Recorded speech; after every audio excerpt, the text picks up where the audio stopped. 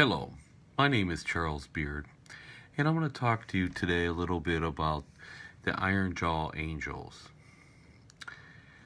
It's a group of young women that went to Washington, D.C.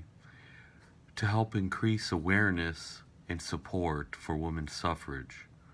While there, many of them experienced challenges from other women, men, society, and the government. We will discuss the social movement, its nonviolent approach, and how it successfully changed the law for women across the whole United States of America. Additionally, we'll discuss the collective behavior and theoretical framework. The year is 1912, and women are unable to vote. They're expected to stay home, be caretakers, raise a family, bear children.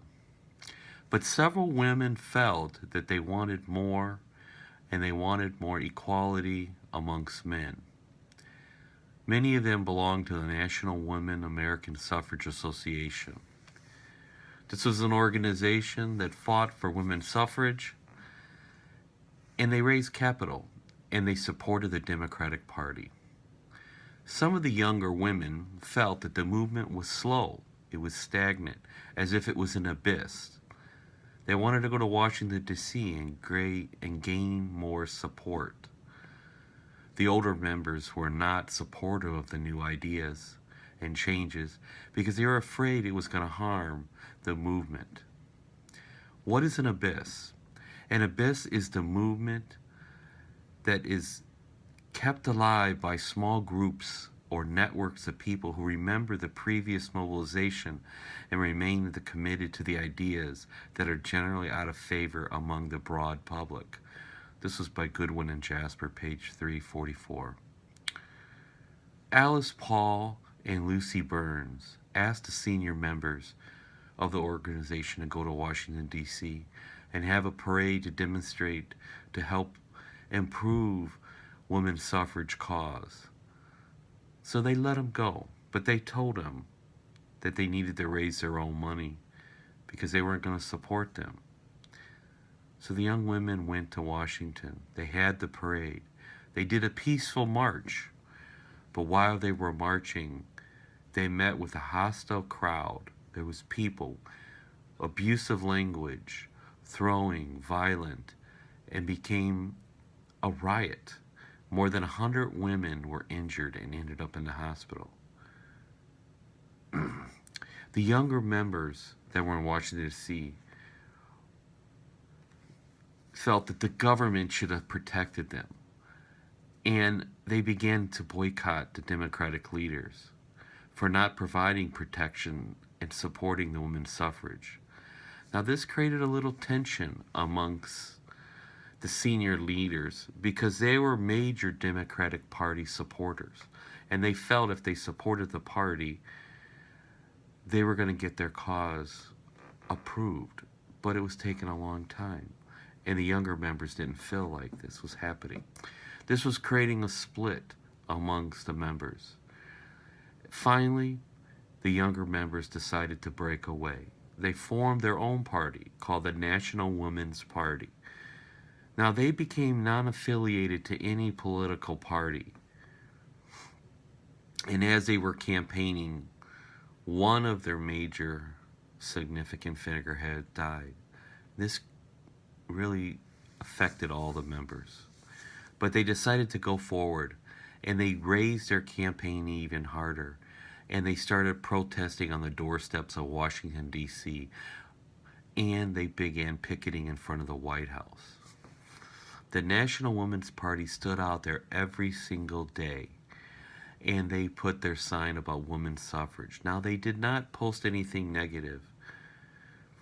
They only put quotes that Woodrow Wilson, the president, said, and it was asking for equality for everyone, and they were just asking for the same equality. Now, there was a setback happening because the world we were in crisis. The United States was going into a First World War. And everybody felt that if they protested, they were becoming treasonous behavior. But the leaders didn't believe that. They felt strong about their cause. They held to it, and they decided to picket, and they were picketing every single day in front of the White House. Now, the government didn't like this. They did not like the bad publicity. So finally, they started arresting them. And what they arrested him for was obstruction of the walkway. And, so minor causes that really didn't really impact anything. But they were convicted, and they all were had a fine. And they said they either had to pay the fine or they had to go to jail. So they didn't believe that they broke any laws. They weren't violating anything. And so they all went to prison. Well, this continued for several months. Several women that were protesting went to jail. Over 200 women. Well, finally, one of the leaders, young leaders, Alice Paul, decided to protest as well. She was arrested as well. She didn't like this. She began a hunger strike in prison. Other members followed this. They didn't like her behavior, so they said they didn't want her to be a martyr, the government and the other officials, because they didn't like the bad publicity. So they started to physically force feed her. And they were doing abusive tactics like this. They tried to say, put her in a mental ward. They tried to say she had some psychological disorder, but she didn't. And so then she was able to sneak out somehow a message that got to the Washington Post. They published this, and it went nationwide. The president got the bad press. Everybody got the bad press. The whole society knew what was going on. The senior members of the American Women's Suffrage Association heard about this. They didn't like it. They went to Washington. They went to fight for this. So finally, President Woodrow Wilson went in front of Congress, and he appealed to Congress to go to all the states and vote to change the law. Finally, they voted. 36 states came back. 1920, the 19th Amendment, gave all the women the right to vote. They won their battle. To 218 women that went to jail, the Supreme Court said it was injustice, and they were all released from prison. They named these women the Iron Jaw Angels. It's a shame that they had to go through all this torture and punishment, but they did. Now you have two different groups here. You have the first group, which is the men.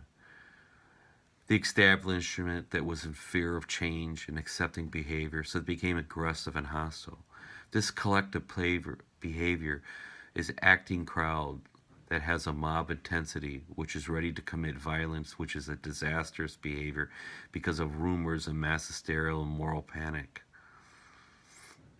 The behavior builds on convergence theory. People who feel a certain way about a particular issue and wish to act in a certain way tend to find the convergence with similar people. These crowds form reflections and beliefs of desired acts. This is Goody, written in 1992, page 58. He talks about this.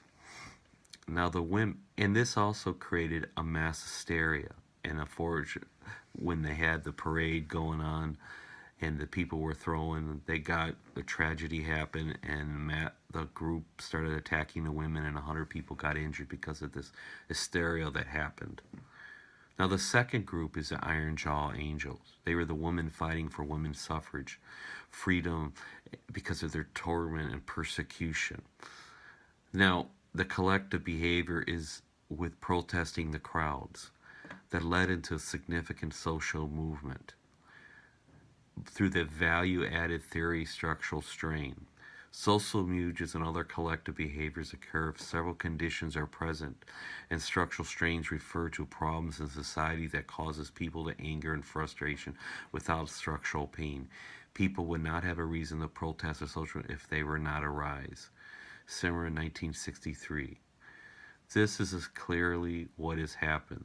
The type of social movement is based on reform movement. The social movement are organized efforts by large groups of people to bring around or impel social change, often due to some emerging or various protests such as marches.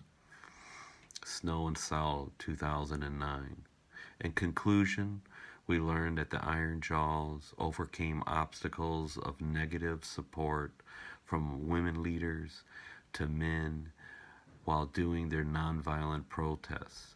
The collective behavior was disastrous, and acting mobs happened. This persecution empowered the women.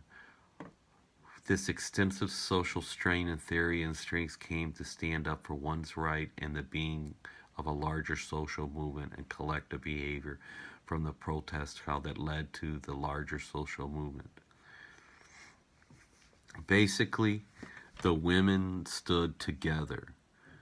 All the negative thing that was happening, the persecution that happened to them, made them bond together. And indirectly, they gained the right to vote because the more persecution that was put upon them made them more powerful. I would like to thank everybody for your time, and I appreciate you listening a little bit about the persecution of the Iron Jaw Angels. Thank you. Charles Beird.